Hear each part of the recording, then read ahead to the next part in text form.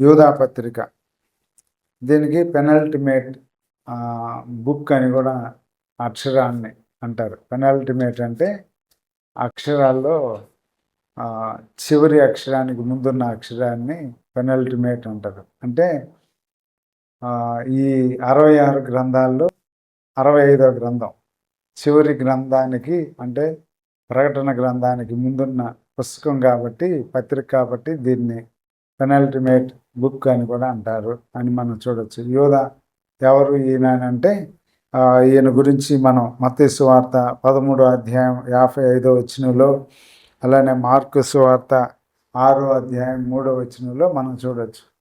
ఏమంటారంటే, ఈయన వడ్లవాణి కుమారుడు కాదా, ఈయన సహోదరులు యాకోబు, యోసే, యూదా అనువారు వీరి అక్కా చెల్లెళ్ళు మన మధ్యలో లేరా అని యేసు ప్రభు గురించి చెప్పుకుంటున్న సందర్భంలో వాళ్ళ యొక్క బ్రదర్స్, అంటే శరీర సంబంధంగా జన్మించిన యోసేపు మరియలకు జన్మించిన సంతానమై ఉంటున్న వాళ్ళుగా యాకోబు, యోసే, యూదా అనేవాళ్ళు ఇంకా అక్క చెల్లెళ్ళ గురించి అక్కడ మెన్షన్ చేయటం జరుగుతూ ఉంటుంది.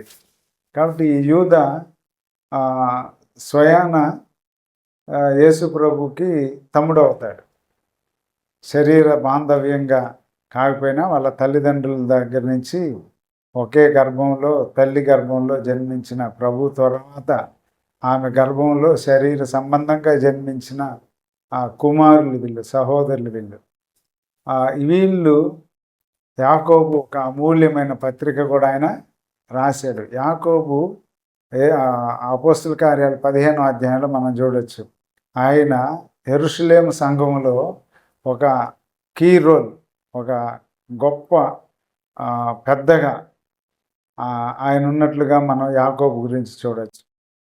అలాంటి యాకోబు ఎవరైతే అంతియోకయలో వాళ్ళకి గలిబిలి జరుగుతూ ఉంటుందో ఆ సందర్భంలో వాళ్ళు ఏం చేయాలనేది యెరూషలేముకి వచ్చినప్పుడు ఒక సుదీర్ఘమైన చర్చ జరిగిన తర్వాత దాంట్లో యాకోబు ఫైనల్గా ఒక చక్కటి కంక్లూషన్ ఇస్తాడు. అది 15వ అధ్యాయం చదువుకుంటే మనకు అర్థమవుతుంది. అలాంటి కీ రోల్ని పాటించిన యెరూషలేము సంఘంలో ఒక పెద్ద యాకోబు, ఆయన సహోదరుడే ఈ యొక్క యూదా తమ్ముడు.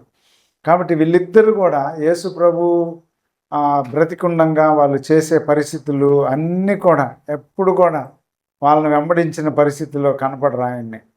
మరి ఆ టైంలో మరి ఎందుకో ప్రభువుని ఎప్పుడైతే ఆయన చనిపోయి తిరిగి లేచి పునరుద్ధరణ అవుతుంటున్నాడో ఆ సందర్భంలో ఆయన యొక్క దైవ మానవత్వాన్ని, ఆయన యొక్క మహిమను గుర్తెరిగి తర్వాత వారు రక్షించబడిన వాళ్ళుగా మనం చూస్తూ ఉంటున్నాం.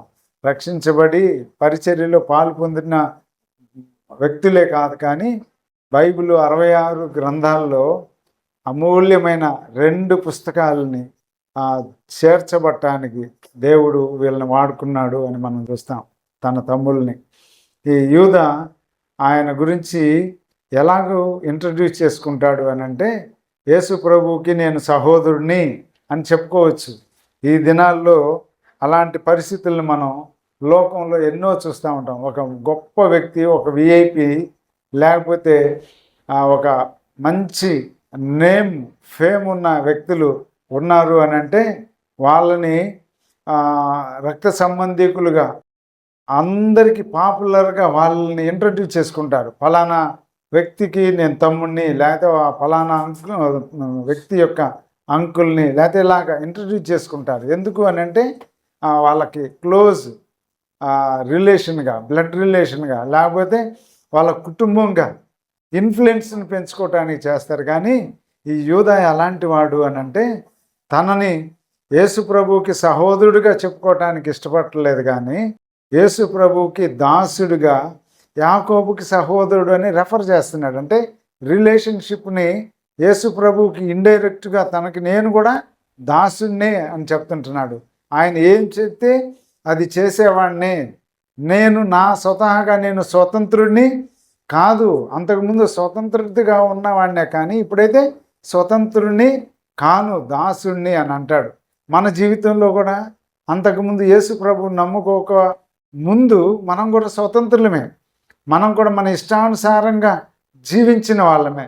కానీ యేసు ప్రభువుని రక్షకుడుగా అంగీకరించిన తర్వాత, దేవుని బిడ్డలుగా తీర్చబడిన తర్వాత, పాప జీవితాన్ని ఒప్పుకొని విడిచిపెట్టి ప్రభు రక్తంలో కడుగుబడిన తర్వాత మనము స్వతంత్రులం కాదు. మనం ఎవరికి చెందిన వాళ్ళము అని అంటే యేసు ప్రభువుకి చెందిన వాళ్ళం. ఆయనకి స్వతంత్రులుగా, ఆయనకి దాసులుగా ఉండాలి. అదే విషయాన్ని గలతీ పత్రికలో కూడా చూస్తాం. మునుపు వాళ్ళు శరీర సంబంధమైన సంతానంలో ఉన్నారు, కానీ ఆత్మ సంబంధమైన సంతానంలోనికి వాళ్ళు మార్చబడ్డారు. మనం కూడా అలాగ మార్చబడ్డాం. ఈ యోధా కూడా ఆ విషయాన్ని గుర్తు చేస్తూ 1-2 వచనాల్లో దానిని గురించి వివరిస్తూ ఉంటున్నాడు. దాని తర్వాత 3-4 వచనాలు కానీ మనం గమనిస్తే, ఇదంతా ఎందుకు ఈ విషయాల్ని ఈ పత్రిక రాస్తున్నాను, ఎందుకు దీన్ని రాయవలసి వస్తుంది అనే విషయాల్ని ఆయన గుర్తు చేస్తూ ఈ 3-4 వచనాల్లో 3వ వచనం అసలు ఈ పత్రికకి ఒక కీవర్డ్స్గా, ఒక మూల వాక్యంగా దీన్ని బైబిల్ పండితులు చెప్తా ఉంటారు. ఏమంటున్నాడు ఇక్కడ మనం చూస్తే, ప్రియులారా, మనకందరికీ కలిగేడు రక్షణను గూర్చి మీకు రాయవలనని విశేష ఆసక్తి గలవాడినై ప్రయత్నపడుచుండగా, పరిశుద్ధులకు ఒక్కసారే అప్పగింపబడిన బోధ నిమిత్తం మీరు పోరాడవలనని మిమ్మును వేడుకొనుచు మీకు రాయవలసి వచ్చెను. ఇది ఎంత చిన్న 25 వచనాల్లో కూడిన ఈ చిన్న పత్రిక ఏంటున్నా కూడా చాలా అమూల్యమైనది, చాలా ప్రాముఖ్యమైన పత్రికగా ఈ దినాల్లో దీన్ని మనం గమనించాలి. కారణం ఏంటి అని అంటే, రక్షణ అనేది దేవుడు అనుగ్రహించింది స్క్రిప్చర్ ద్వారా, దేవుని వాక్యం ద్వారా. మన యొక్క పాపపు జీవితాన్ని పరిశుద్ధాత్ముడు ఒప్పింపచేస్తూ ఉంటే ఒప్పుకొని రక్షించబడతాం. కానీ రక్షించబడిన తర్వాత మనకి చాలా బాధ్యత దేవుడు అనుగ్రహించాడు.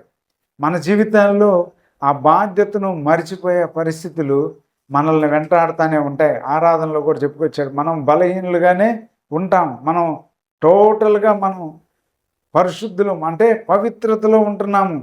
ఇంకా మా జీవితంలో మా యొక్క రిమైనింగ్ లైఫ్లో అసలు ఏమైనా వీక్నెస్, ఏ విధమైన బలహీనత మమ్మల్ని ఆవరించట్లేదు. మేము చాలా స్ట్రెంగ్త్ కలిగిన వాళ్ళం. ప్రభువు ఎలా ఉన్నాడో మేము అంతే. ఇక మాకు ఏమీ లేదు మా జీవితంలో, ఈ శరీరంలో అని అనుకుంటాం. కానీ శరీరం ఎలాంటిది అని అంటే, ఈ శరీరము పాపానికి బానిసత్వంగా తయారైంది. సాతానుడు దీన్ని కొనుక్కున్నాడు, కానీ ఆత్మ విమోచించబడింది. కాబట్టి ఈ రెండిటికి పోటీ. గలతీ పత్రికలు అంటాడు, ఆత్మానుసారంగా నడుచుకోండి, అప్పుడు మీరు శరీరేచ్ఛలను నెరవేర్చరు. శరీరము ఆత్మకును, ఆత్మ శరీరమునకును ఎప్పుడు విరోధమే, పోరాటమే. మనం మంచి చేయాలని ఆలోచిస్తాం. నేను మంచి చేయాలని ఎదురు పడతా ఉంటున్నానే, కానీ నేను చేయాలనుకున్నది నేను చేయలేకపోతుంటున్నాను. కారణం, అయ్యో నేనెంత దౌర్భాగ్యుడిని, ఇట్టి మరణమునకు లోనకు శరీరం నుండి నన్ను ఎవడు విడిపించును అంటాడు. ఎవరైనా మామూలు చిన్న వ్యక్తి కాదు, ఆయన సామాన్యుడు కాదు, గొప్ప వ్యక్తి, రిఫార్మర్ లాంటి వాడు ఆయన. ఆయన యూదా మతాన్ని నుంచి ఒక రిఫార్మేషన్ తీసుకొచ్చాడు. యేసు ప్రభువుకి తీసుకొచ్చిన వ్యక్తిగా మనం చూస్తూ ఉంటున్నాం. అలాంటి వ్యక్తే తన గురించి ఇలాగ చెప్పుకుంటే మనం ఎంతటి వాళ్ళం. అందుకనే ఈ యోధా పత్రికలో రాస్తూ, మీకు కలిగిడి రక్షణను గురించి మీకు రాయవలనని ఆశపడ్డాను, కానీ దానికంటే ప్రాముఖ్యంగా పరిశుద్ధులు అంటే దేవుని బిడ్డలుగా తీర్చబడిన మీకు బోధ గురించి రాయాలా, పోరాడాలా అనే దాని గురించే ఈ పత్రిక రాస్తున్నాను అని అంటాడు. దీన్ని ఒక 3 భాగాలుగా ప్రాముఖ్యంగా మనం దీన్ని చూడొచ్చు.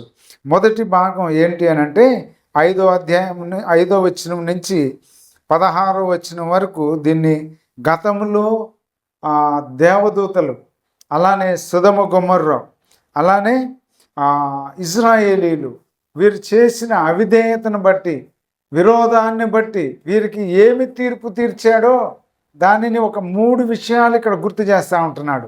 జరిగిపోయిన దాని గురించి, పాస్ట్గా అయిపోయింది, ఆల్రెడీ ఆ జడ్జిమెంట్ అయిపోయిన పరిస్థితుల్ని గుర్తు చేస్తూ ఉంటున్నాడు.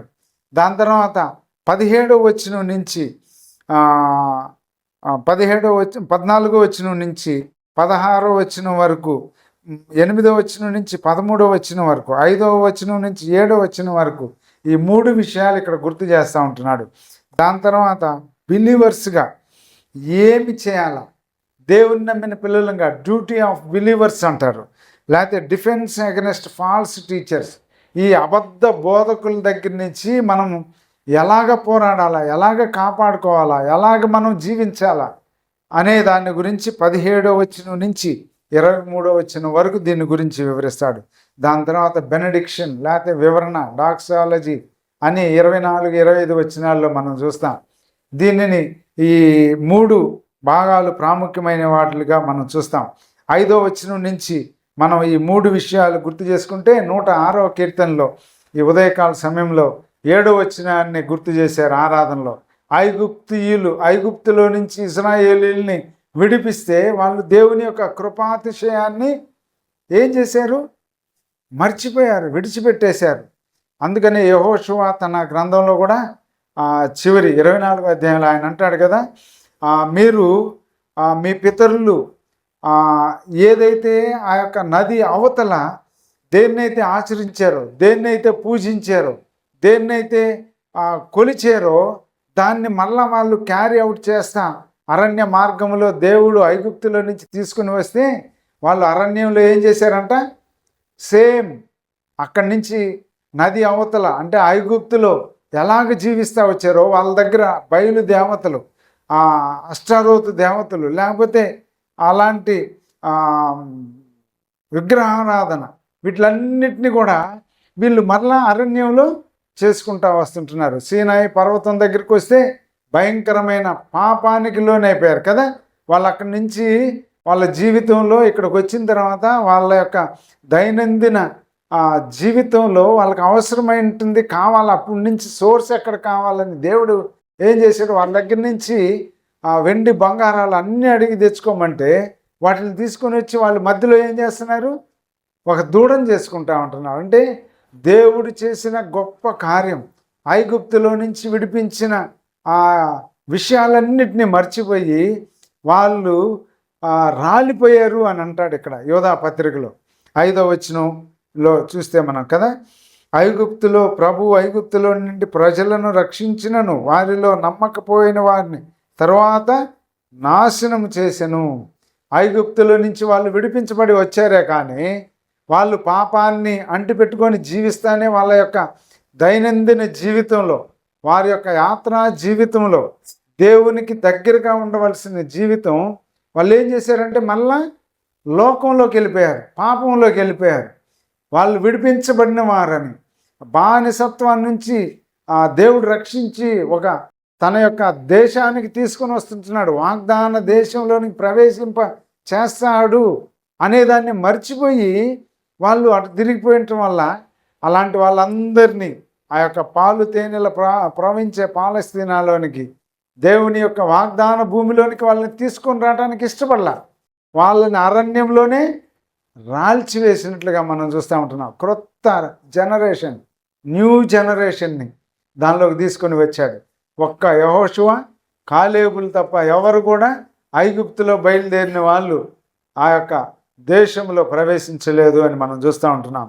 అలానే 6వ వచనంలో తమ ప్రధానత్వము నిలుపుకొనక తమ నివాస స్థలమును విడిచిన దేవదూతలు మహాదినమున జరుగు తీర్పు వరకు కటిక చీకటిలో నిత్య పాశములో ఆయన బంధించి భద్రం చేస్తాడంట. ఆయన బంధించి కదా, దేవునికి విరోధంగా లూసిఫరు తనని వెంబడించిన దేవదూతలు వాళ్ళందరూ ఏం చేశారు, దేవునికి విరోధంగా తన సింహాసనాన్ని వేసుకోవాలని అనుకుంటా ఉంటే ఆ సాతానుని, లూసిఫర్ని నెట్టివేస్తే పరలోకంలో నుంచి దేవుడు తన సన్నిధిలో నుంచి ఆ ప్రధానత్వాన్ని నిలుపుకోకపోతే ఆయన్ని వెంబడించిన వాళ్ళు కూడా ఆ దేవదూతలు ఆ సాతానుతోటి, లూసిఫర్ తోటి కూడా వచ్చేసారు. వాళ్ళందరినీ కూడా ఏం చేస్తారంటే చివరి ఈ దినాల్లో లేకపోతే దేవుని రాకడ దినాల్లో వాళ్ళని బంధించి భద్రం చేస్తారంట. కారణం ఏంటంటే వాళ్ళని దేవుడు మహాదినము జరుగు తీర్పు వరకు వాటిని నిత్య పాశములతో బంధిస్తాను అంటాడు. మూడవదిగా చూస్తే జరిగిపోయిన 3 ఇన్సిడెంట్స్లో మూడవది 7వ వచనం, ఆ ప్రకారంగానే సొదొమ గొమొర్రాలను వాటి చుట్టుపట్లనున్న పట్టణ పౌరులైనందున ఆ పట్టణములను వీరి వల్లనే వ్యభిచారము చేయొచ్చు పరశరీరానుసారులైనందున నిత్యాగ్ని దండను అనుభవించచ్చు దృష్టాంతముగా ఉంచబడిను. ఆదికాండం 19వ అధ్యాయంలో చాలా డీటెయిల్గా అవన్నీ కూడా మనం చూస్తాం. సొదొమ గొమొర్రా గురించి, లోతు గురించి, తన కుటుంబాన్ని గురించి. అక్కడ అనుదినము తను ఎంతగానో మదన పడిపోతూ ఉంటున్నాడంట. ఆ యొక్క గవిని దగ్గరికి వచ్చి కూర్చొని ఉంటున్నాడు. ఎందుకు వచ్చానా దేవా ఇక్కడికి, ఏంటి నా జీవితం, నేను దూరం నుంచి చూస్తే ఇదేదో ఏదేను వనంలాగా కనపడతా ఉండింది, దీన్ని పచ్చని తోటలాగా కనపడతా ఉండింది అని వచ్చానే, కానీ దగ్గరికి వచ్చిన తర్వాత దీన్ని చూస్తే ఎలా ఉందంట, భయంకరమైన పాపం, వర్ష వాయ లేదు. వాళ్ళు ఎలాంటి వాళ్ళు అంటే రోమాపత్రిక 1వ అధ్యాయంలో చివరి వచనాల్లో చూడవచ్చు. అవన్నీ వివరించడానికి కాదు, కానీ చదువుకుంటే అర్థమవుతుంది. భయంకరమైన వ్యక్తులు వాళ్ళు. అలాంటి వ్యక్తుల మధ్య లోతు తన కుటుంబంతో జీవిస్తూ ఉంటున్నాడు. ఆ జీవిస్తూ ఉన్న తర్వాత, మదన పడతా ఉన్న తర్వాత, అబ్రహాముకి ఈ యుద్ధంలో కమల్దీయుల దగ్గర నుంచి వాళ్ళ దగ్గరలో ఉంటున్న ఆస్తి అంతటిని మళ్ళా లోతుకి తీసుకొని ఇచ్చేసిన తర్వాత లోతు మరలా అక్కడే ఉంటున్నాడు. అయిపోయిన తర్వాత వెంటనే అడుగుతూ ఉంటున్నాడు దేవదూత, ఇప్పుడు నీ సొదొమ గొమొర్రాలను నాశనం చేయడానికి వెళ్తున్నాను అని అంటాడు, అయ్యా నా సహోదరుడు అక్కడున్నాడు, ఆ సహోదరుని కుమారుడు ఉన్నాడు, కుటుంబం ఉంది, వాళ్ళు ఎంతమంది ఉన్నారో, ఇప్పుడు వాళ్ళు ఎంతమందిగా విస్తరించారో ఆ కుటుంబం అంతా అని వాళ్ళ గురించి డైరెక్ట్గా అడగకుండా ఏమంటున్నాడంటే ప్రభుతోటి, దేవదూతతోటి దాన్ని ఏమంటారు, గోజారుతూ ఉంటున్నాడు. అయ్యా 50 మంది ఉంటే ఆ పట్టణాన్ని నాశనం చేయవా, లేకపోతే 40 మంది ఉంటే చేయవా, 30 మంది, 20 మంది, 10 మంది అంటాడు. 10 మంది ఉన్నా కూడా చేయను అని అంటాడు. కానీ అక్కడ ఎంతమంది ఉన్నారు, వాళ్ళు నలుగురే. వివాహానికి ప్రదానం చేయబడిన వాళ్ళిద్దరూ ఐగుప్తీయులు, వాళ్ళు కూడా రావటానికి ఇష్టపడలా వీళ్ళతోటి, సొదొమ గొమొర్రాలో వాళ్ళు. కానీ వీళ్ళు నలుగురే, 10 మంది కానీ ఉన్నా కూడా కాపాడేవాడినే అని అంటున్నాడు. కాబట్టి చివరికి అయినా కూడా తన యొక్క సహోదరుని కుమారుడు కుటుంబం ఉంది కాబట్టి బాతిమలాడితే దేవుడు ఏం చేశాడు, వారి దగ్గరికి వెళ్తే దేవదూతలు వాళ్ళ దగ్గరికి వెళ్ళినప్పుడు వాళ్ళని చెరచడానికి, వాళ్ళతో పాపం చేయటానికి, వాళ్ళకి కన్ను మిన్ను కానరాకుండా వాళ్ళని పంపించమని అడుగుతూ ఉంటే అక్కడి నుంచి వాళ్ళని బయటికి తీసుకుని వచ్చాడు. కానీ ఒక 2 జనరేషన్స్ బయటకు వచ్చినాయి. కారణం ఉప్పు స్తంభం అయిపోయింది భార్య. 2 కుమార్తెలను తీసుకొని బయటకు వచ్చాడు సోయర్కి వచ్చేసిన తర్వాత భయంకరమైన జనరేషన్స్ ఒక 2 బయలుదేరినాయి, మోయాబీయులు, అమ్మోనీయులు. కానీ దేవుని కృప ఎంత గొప్పది. నిన్న ధ్యానం చేస్తూ ఉంటే దేవుని యొక్క ఆశ్చర్య కార్యాలు అలా ఉంటాయని. మోయాబు వంశంలో నుంచి రూతుని ఏర్పాటు చేసుకున్నాడు. మోయాబు వంశంలో నుంచి రూతుని ఏర్పాటు చేసుకొని తన వంశావళిలో ఆమెను చేర్చుకున్నాడు అని అంటే విడిచిపెట్టిన వాడు కాదు అని మనం చూస్తూ ఉంటున్నాం. కాబట్టి ఇలాగా ముగ్గురు గురించి, దేవదూతల గురించి, ఐగుప్తీయులు, ఇశ్రాయేలీయుల గురించి, అలానే సొదొమ గొమొర్రా వాళ్ళ వారి గురించి ఆయన ఈ విషయాలన్నీ గుర్తు చేస్తూ ఉంటున్నాడు. దరిదాపు ఓల్డ్ టెస్టిమెంట్లో ఉన్న ముఖ్యమైన విషయాలన్నింటినీ కూడా దీంట్లో ఎత్తి చూపిస్తూ ఉంటున్నాడు. దీని తర్వాత మనం కానీ గమనిస్తే 5వ వచనం నుంచి 16వ వచనం వరకు దీనిలో మిగిలిన భాగాలు 14 నుంచి 16 వరకు, 8 నుంచి 13 వరకు చూస్తే ఈ 3 విషయాలు ఏంటి ఇక్కడ అంటే దీంట్లో అది నేర్చుకునేది గతములో తీర్చబడింది. దేనికి తీర్చబడింది అంటే ఫాల్స్ టీచింగ్, అబద్ధ బోధ గురించి.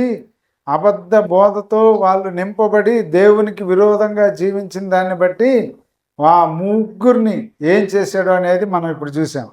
దాని తర్వాత ప్రజెంట్ ఎలా ఉందంటే తప్పుడు బోధలు ప్రస్తుతం లోకంలో నిండిపోయి ఉంది. తప్పుడు బోధ, అబద్ధ బోధ, సాతాను బోధ, కలిపి చేరిపేడి బోధ, వీటిలన్నిటినీ మనం చూడొచ్చు. దేవుడు కొన్ని నిర్దిష్టంగా కొన్ని బైబిల్లో లిఖించాడు.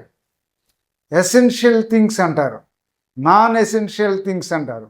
నాన్ ఎసెన్షియల్ థింగ్స్కి ఎసెన్షియల్ థింగ్స్ని ఇంక్లూడ్ చేయకూడదు, ఎసెన్షియల్ థింగ్స్కి నాన్ ఎసెన్షియల్ థింగ్స్ని ఇంక్లూడ్ చేయకూడదు. అంటే దేవుడు ఇది తప్పకుండా చేయాలా అని లిఖించి ఇచ్చిన దానికి దేవుడు ఇది చేయొచ్చో చేయకూడదని ఏమీ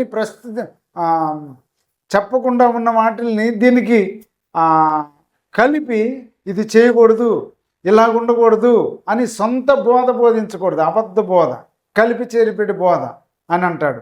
మనం ఇక్కడ ఉంటున్నాం, మన ఆంధ్రప్రదేశ్లో ఒక్కొక్క రీజియన్లో ఒక్కొక్క లాంగ్వేజ్, తెలుగే. మనం మాట్లాడుకునే తెలుగు నెల్లూరు జిల్లా వాళ్ళకి అదొక రకంగా ఉంటుంది. దాని తర్వాత ఈ కృష్ణా గోదావరి జిల్లాల్లో ఇంకొక రకంగా ఉంటుంది. ఇంకా తూర్పుకి వెళ్ళిపోతే శ్రీకాకుళం విజయనగరంలో అక్కడ ఇంకొక తెలుగు.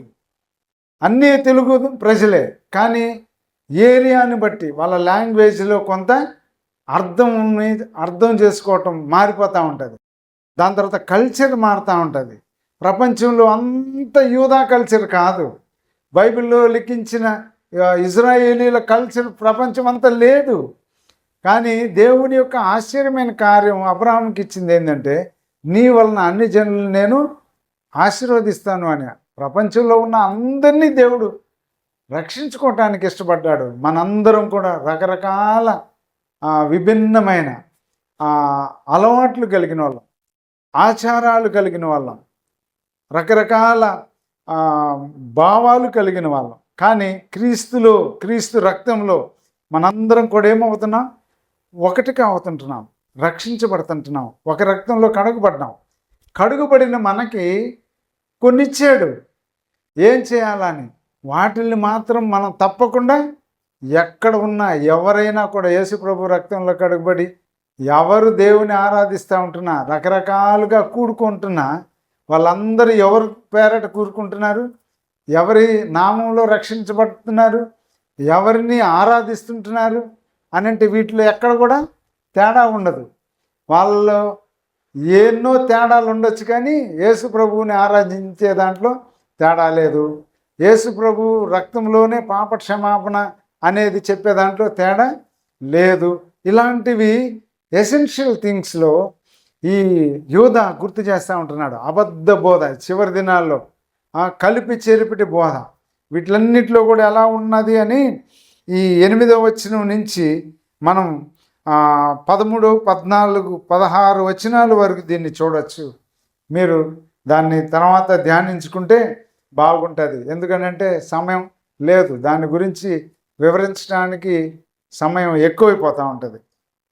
కాబట్టి ఈ మిఖాయేలు దేవదూత, ప్రధాన దూత అయిన మిఖాయేలు అపవాదిని, మోషే యొక్క శవాన్ని తీసుకొని వెళ్ళటాన్ని లేకపోతే వస్తే ఏమంటాడు అని అంటే, మిఖాయేలుతో పాటు వాడే ఎవరు?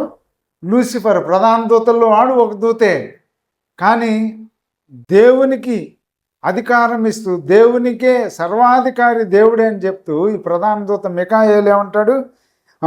ఆయన దూషించటానికి, ఆయన ఎదిరించడానికి ఇష్టపడకుండా శరీరంను గురించి ఆయన ఏమంటాడు? దూషించి తీర్పు తెగింపక ప్రభువు నిన్ను గద్దించును గాక అని అంటున్నాడు. అంటే ఇది మొత్తం దీనికి అధికారం నీ మీద, నిన్ను ఎదిరించడానికి, నిన్ను త్రోసివేయటానికి అపవాదికి ఎవరు సర్వశక్తి మంతుడు అంటే దేవాతి దేవుడు, యెహోవా దేవుడిగా పిలువబడిన ఆయన మాత్రమే అధికారం కలిగిన వాడు. జకర్యా గ్రంథం 3వ అధ్యాయం 2వ వచనంలో కూడా దీనికి సంబంధించి ఒక వచనాన్ని కూడా మనం అక్కడ చూడొచ్చు.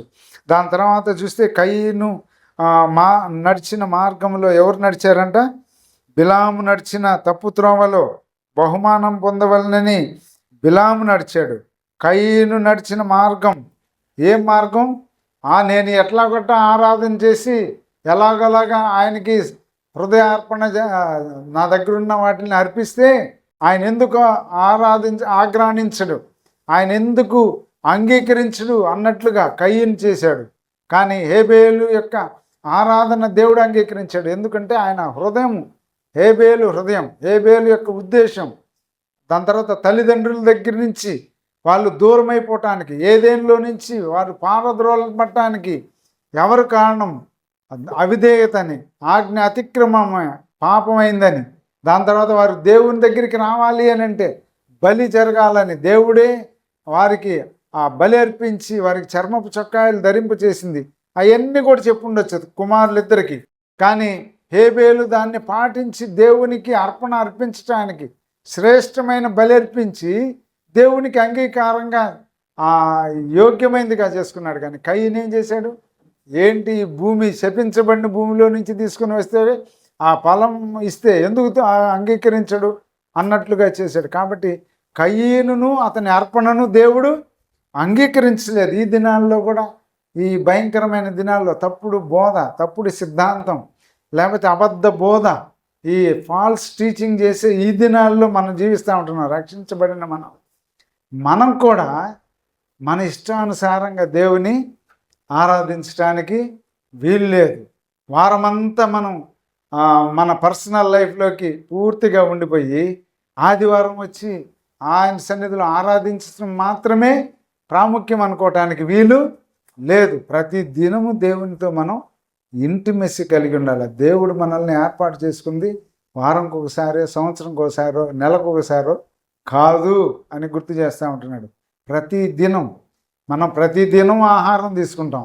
ప్రతిదినం దేవుణ్ణి స్తుతించాల. దేవుడు మనకిచ్చిన ఆహారాన్ని బట్టి కొందరికి బాగా అన్నీ ఉంటాయి, మంచి బలమైన ఆహారాన్ని తినటానికి సమృద్ధి ఉంటుంది, కానీ వాళ్ళ శరీరం సహకరించదు. కారణం ఏంది? షుగర్లు ఇవన్నీ ఎక్కువైపోతే ఆశపడి తినాలనుకున్నాయి కూడా తినలేని పరిస్థితులు, లేకపోతే మనకున్న శరీర బలహీనతలను బట్టి కొన్ని పదార్థాలు తినటానికి వీలు కాదు. కారణం ఏంది అని అంటే ఉన్నాయి, కానీ తినటానికి మన యొక్క శరీరం సహకరించదు. ఆత్మీయ జీవితంలో కూడా, ఈ యొక్క యాత్రా జీవితంలో కూడా దేవుడు సమృద్ధి అయిన ఆహారాన్ని, ఆయన యొక్క వాక్యాన్ని మనకు అనుగ్రహించాడు. కానీ మనం తినటానికి, దాంట్లో నుంచి గ్రహించడానికి, మనం డైజెస్ట్ చేసుకోవటానికి మనం ఇష్టపడట్లా. దాన్ని తీసుకోవటానికే ఇష్టపడట్లా. దేవునితో గడపటానికే మనం ఇష్టపడట్లా. దేవునితో కలిసి జీవించటానికే ఇష్టపడట్లా. ఇలాగా ఉంటాయి ఈ దినాలు అని యూదా ఎప్పుడో రాశాడు. దరిదాపు 60 మొదటి శతాబ్దంలో, 60-80 మధ్యలో రాశాడు అని అంటారు. కాబట్టి అప్పుడే రాశాడు.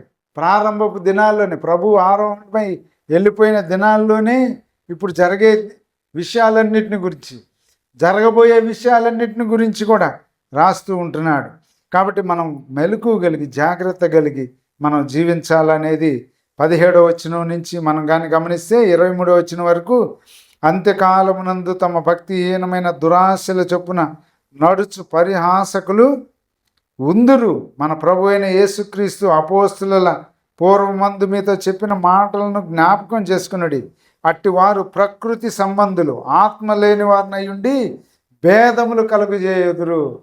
ప్రకృతి సంబంధులు, ఆత్మ లేని వాళ్ళు, వీళ్ళు ఏం చేస్తారంట?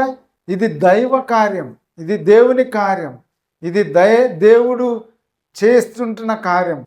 దేవుని పిల్లల ద్వారా దేవుడు తన సువార్తను ప్రకటించుకోవడానికి ఆయన చేస్తుంటున్న ఈ గొప్ప కార్యాలు అనేది మర్చిపోయి ఏం చేస్తారు? వీళ్ళు అడ్డంకులుగా తయారవుతారు. అసలు పైన ఇంకా ఉంది.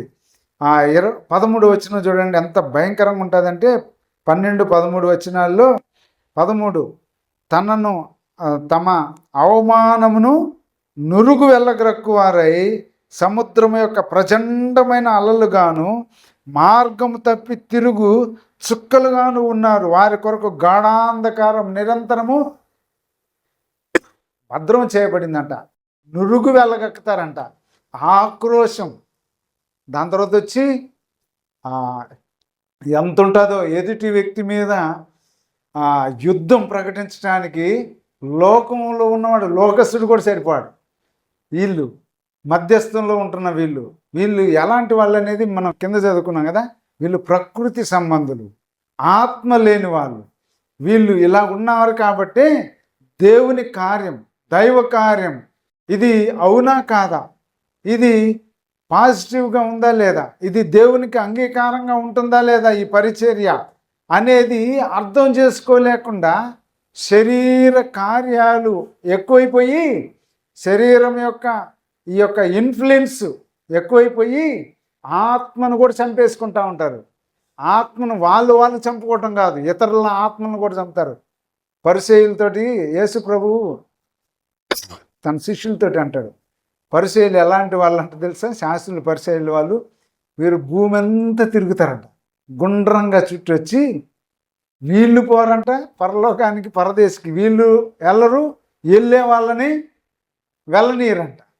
అలాంటి వాళ్ళే వీళ్ళు కూడా అని అంటాడు. కాబట్టి దేవుడు తన కార్యాలని ఈ చివరి దినాల్లో ఎన్నో కార్యాలుగా చేస్తూ ఉంటున్నాడు. నువ్వు నోరు మూసుకొని ఉంటే రాళ్ళు మాట్లాడతాయి అంటాడు.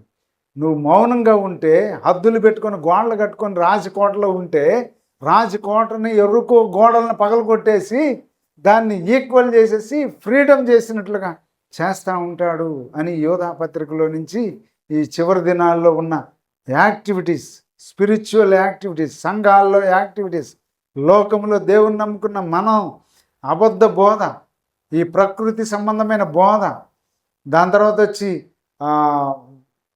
నురుగు వెళ్ళగక్కే ఆక్రోషం లోపల ఎలాంటిది ఉంటుందంటే, యాకోబు కూడా ఆయన రాస్తాడు, పైకేమో చాలా చక్కగా మాట్లాడతామంట, లోపల ఏం జలం వస్తుంది, చేదు, పైకి మాత్రం తీపి జలం, తీయటి మాటలు, లోపల నుంచి పారేదేమో మార, చేదు. కాబట్టి అలా ఉండటానికి లేదు, దేవుడు మనల్ని ఏర్పాటు చేసుకుంది. కాబట్టి ఈ ఉదయకాల సమయంలో యూదా ఎన్నో విషయాలు, ఒక 23 వచనాల్లో ఆయన ఎంతో హిస్టరీని, జరిగిపోయిన వాటిని, జరుగుతుంటున్న వాటిని, జరగబోయే వాటిని ఆయన గుర్తు చేస్తూ ఉంటున్నట్లుగా మనం చూస్తూ ఉంటున్నాం. కాబట్టి మనం అతి పరిశుద్ధమైన దాని మీద మిమ్మును మీరు కట్టుకొనుచు, పరిశుద్ధాత్మలో 21వ వచనం, ప్రార్థన చేయొచ్చు, నిత్య జీవార్థమైన మన ప్రభువు యేసుక్రీస్తు కనికరం కొరకు కనిపెట్టుచు, దేవుని ప్రేమలో నిలిచినట్లు కాచుకొని ఇండుడి. మన యొక్క బాధ్యత ఏమనిచ్చాడు, దేవుని నమ్మిన నిజమైన దేవుని బిడ్డలు, దేవుని సేవకులు, దేవుని దాసులు, దేవుని యాజకులు, రాజులైన యాజక సమూహం. రాజులైన యాజక సమూహం అంటే పాత నిబంధనలో యాజకులు మాత్రమే, వాళ్ళు ఒక ప్రత్యేకమైన లేవి గోత్రం. కానీ యేసు ప్రభువు రక్తంలో కడుగుబడిన తర్వాత మనల్ని అందరినీ కూడా ఏం చేశాడు, లేవి గోత్రికులుగా చేశాడు, రాజులైన యాజక సమూహంగా చేశాడు. మేము యాజకులం కాదు, యాజకులు వేరే వాళ్ళే, వాళ్ళు వేరు మేము వేరు అని అనుకునే భ్రమలో ఉంటున్న, అర్థం తెలియని, వాక్యం తెలియని, లోతు తెలియని వ్యక్తులు ఈ లోకంలో ఎక్కువైపోయి విమర్శకు లోను చేస్తూ ఉంటున్న పరిస్థితులు. జాగ్రత్త. యోధా తన పత్రికలో ఈ విషయాలు రాస్తా చెప్తున్నాడు. అబద్ధ బోధ, కలిపి చేరిపెట్టి బోధ. దేవుని దైవజనులు అంటే ఎవరు? దైవజనులు అంటే సపరేట్ అయిన వాళ్ళు కాదు. We are all children of God. దేవుని జనులు మనం. దైవజనుడు అంటే దేవుని యొక్క పుత్రుడు, దేవుని యొక్క పుత్రిక. దైవజనుడు అంటే దేవుని బిడ్డలం మనం. దైవజనుడు సన్నద్ధుడై ప్రతి సత్కార్యమునందు ఏం చేయాలంటాడు తిమోతితో. చాలా విషయం రాస్తాడు అక్కడ. దైవజనుడు అంటే ఎవరు? దేవుని నమ్మిన బిడ్డ. దేవుని మనలందరినీ కూడా దేవుడు దేనికి ఏర్పాటు చేసుకున్నాడు? మనందరం ప్రచారం చేయటానికి, దేవుని సువార్త ప్రకటించడానికి. ఒక వ్యక్తి దెయ్యాలు వెలగొట్టబడిన తర్వాత దేవుని దగ్గరికి వచ్చి నెమ్మది పొందుతున్నాడు. 12 సంవత్సరాల రక్తస్రావం కట్టబడింది. ఆమె వచ్చి ఏం చేస్తూ ఉంటుంది? కుష్ఠరోగి ఏం చేశాడు? గుడ్డివాడు ఏం చేశాడు? కుంటివాడు ఏం చేశాడు? వాడు దేవుని నమ్ముకొని గమ్ముగా నువ్వు ఎవరితోటి ఏం చెప్పకూడదు సుమా, వెళ్ళి నీ తల్లిదండ్రులకి నువ్వు కనపరుచుకో, నువ్వు వెళ్ళి యాజకులకు కనపరుచుకో అని ఒక్కొక్కరికి ఒక్కొక్కటి చెప్పి వెళ్ళిపోయిన తర్వాత వాళ్ళు ఏం చేశారు? మొత్తం ప్రకటించడానికి చేశారు. సమరయ స్త్రీ ఏం చేసింది?